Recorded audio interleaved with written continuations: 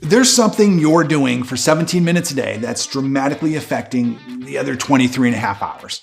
It's the biggest impact on how you feel both mentally and physically.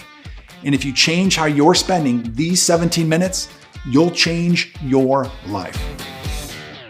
I'm talking about eating, what we put into our body. This week, we're turning our attention to food and drink.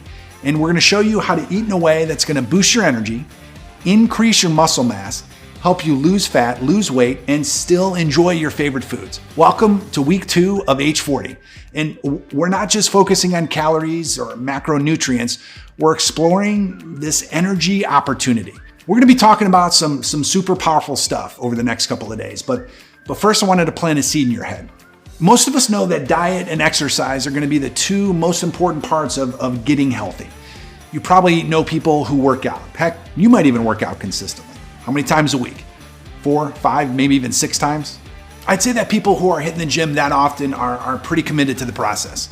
Now, on the flip side, do you know people who eat like garbage? So think processed foods, fast foods, multiple times a week. Yeah, and me too. And if we're being honest, I even do it once in a while. So let's look at the impact of just one good meal versus one bad meal. So not even a full week of clean eating, not even an entire day, just one meal.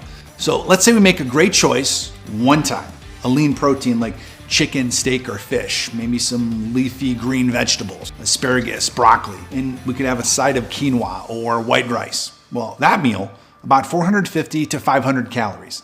Now let's compare that to the alternative. We hit McDonald's, we grab a Big Mac, a Coke, and a large fry. This is about 1,300 calories, so almost 3 times more than the healthy meal. And here's where it gets crazy. You're gonna have to work out 4 to 5 times just to burn off the extra calories from one fast food meal. That's almost an entire week of exercise gone. And it's not just the calories. There's another major factor at play here. It's called the thermic effect of food. So basically, how many calories our body actually burns just digesting what we ate. The healthy meal, so high protein, high fiber, your body's gonna burn about 20 to 30% of those calories, just trying to break it down. Your metabolism is working for you.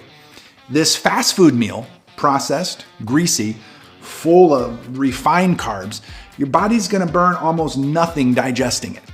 These calories are gonna hit our system fast. They're gonna spike our blood sugar, and then the excess is gonna get stored as fat. And that's not even touching the long-term metabolic impact. So eat. This stands for energy, attention, and timing. Today, I want to challenge you to rethink your relationship with food, to start noticing how it impacts your body, how it makes you feel, and start seeing it as fuel.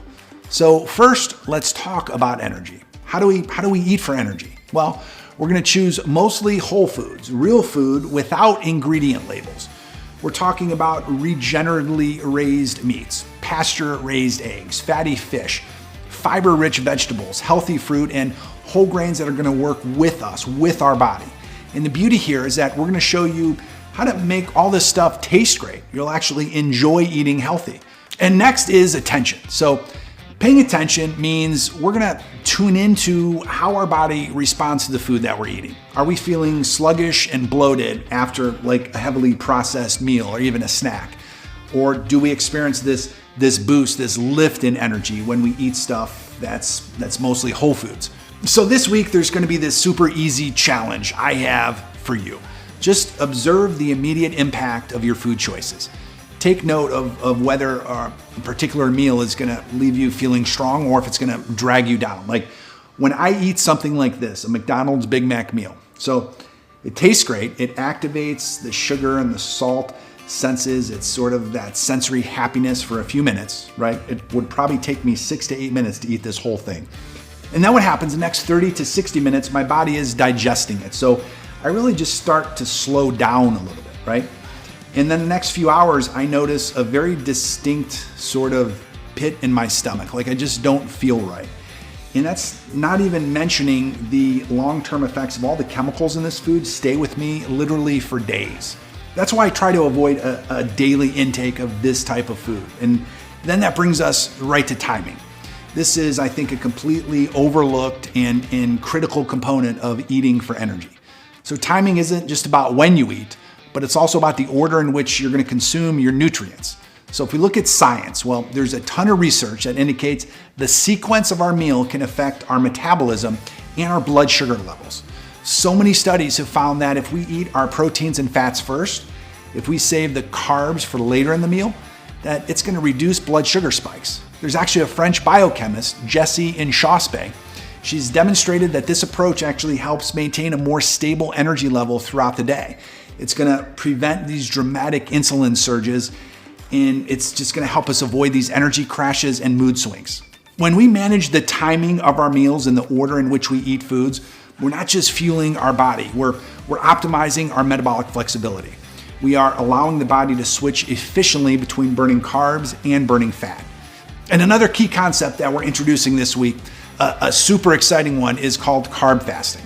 Now, don't let the term fasting scare you. Think of it like giving your body sort of a chance to reset. By limiting your carb intake for certain periods, for example, maybe 2 to 3 days a week, we're going to encourage our body to switch into fat burning mode. This is going to help with fat loss. It's going to boost energy. It's going to actually help maintain lean muscle mass. It's not about depriving yourself of all the foods that you love. It's about strategically planning your meals so that your body just becomes more efficient at utilizing the energy that it needs to just function. This week is all about rethinking your relationship with food. I mean, when we understand that every meal is an opportunity to fuel our life, we start to look at things a little bit differently. If we look at the examples of people who live in the blue zone, so those parts of the world where people live well past 100, well, they don't follow strict, unsustainable diets. Instead, they're going to eat simple, whole foods and just live active, balanced lives. They've mastered the art of eating for energy without sacrificing the joy of food, and that's exactly what we're aiming for.